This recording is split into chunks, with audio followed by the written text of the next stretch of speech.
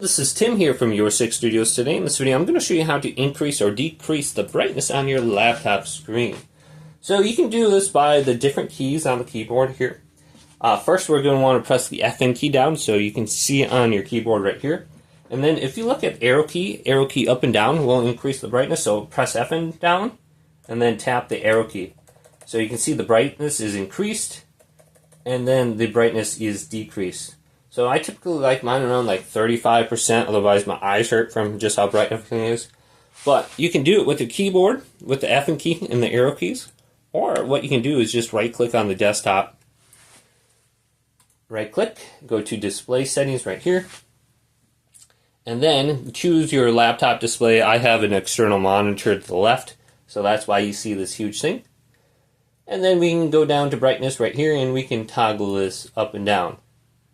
So it looks like I had about 45%. And then I think this will be independent. So if I go all the way down, all the way up. So that's kind of what this looks like. So let's maximize this and go down and see if it's the same sliding option. Seems like it's close. I don't know if it's exactly the same. But go ahead and just look at that. 50% is good enough for me. Hopefully this video did indeed help you out.